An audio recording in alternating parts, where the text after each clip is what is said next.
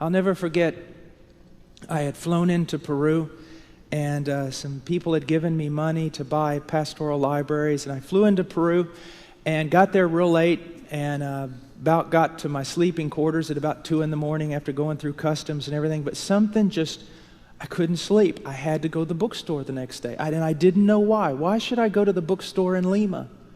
But I just knew, I just couldn't even, I've got to go to the bookstore tomorrow. Well, you've got several days, we could do that later. No, I've got to go now. And remember, I took a taxi there and got there too early and the doors weren't even open. It's the one good bookstore there in Peru. And I walk in, and I walk near the store, and I see this little man. And I could tell he was from the jungles of San Martin because I had worked there before. And I see him sitting there on the curb, kind of looking around. And I sat down beside him. I said, ¿Cómo estás? You know, what's going on? Where are you from? And he started telling me. We started talking about places I'd been, where he'd been.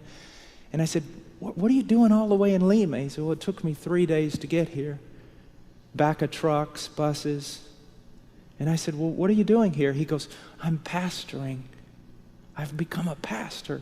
And he goes, my church gathered up some money for me to come buy some books. And when he said that, my heart just broke, because I knew the money they gave him wasn't enough to buy a tract in that store.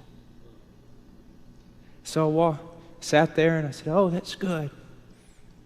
And so the door finally opened and we went in, and I went in and I just started, I knew what pastoral libraries I needed to buy and things I needed to get for poor pastors, so I'm just heaping it all up in piles and going along, and I think I got 2 guys helping me there in the store, get all the books together, and I watched that man out of the corner of my eye.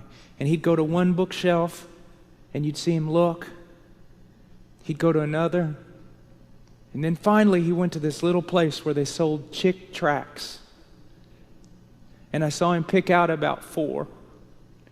And just to look at his face, you know, and he walks up to the counter. It was like the greatest day of my life. He walks up to the counter. He bought them. He's just kind of standing there, and I walked over to him. I said, hey, how's it going, you know? He said, didn't even say anything. He was just broke. And I said, what books did you get? He goes, I didn't get any books.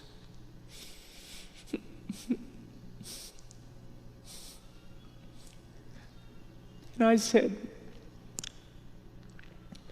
do you know where I'm from? He said, no. I said, I'm from the United States. You know how far away that is? He said, no. I said, about 6,000 miles. I said, do you know how much my plane ticket cost? And he was like looking at me like, why are you saying this to me? I said, do you know how much my plane ticket cost? He said, no. I said, about $800. Do you know when I got here? He said, no. I said, 2 this morning. Do you know I couldn't sleep? And he said, no, I didn't know you couldn't sleep. And I said, do you know why? He said, why?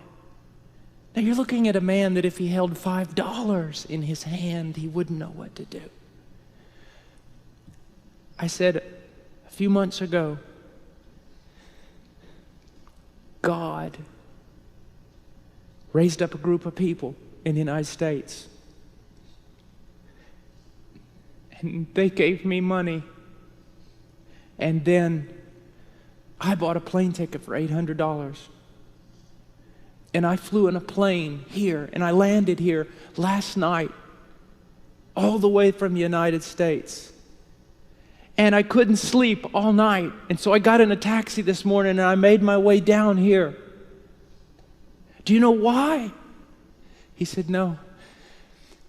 Because to buy you every book you're ever going to need. I said, do you realize the love of God? I love that, because if God loves him that much, he loves me that much, he loves you that much. Just think about that. God moved people from an entirely different nation. God spent all kinds of money, bought a plane ticket for one reason. A little Indian in the middle of the jungle And if you say coincidence, you're a blasphemer and a fool. God did that for him. Isn't that wonderful?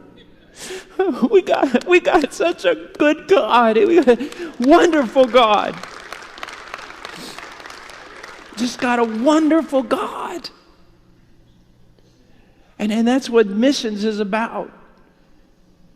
We're always thinking about, it seems like we go to the mission field and we jump completely over the church to do our own thing with the lost. You ever realize that? I see missionaries and mission groups doing this all the time.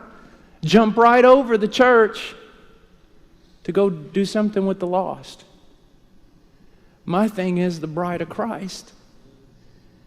If we help the bride become beautiful and strong in those countries, she'll take care of the lost. She'll take care of the lost. We need to pour our lives into the church because that's the only place God's determined to get glory for himself.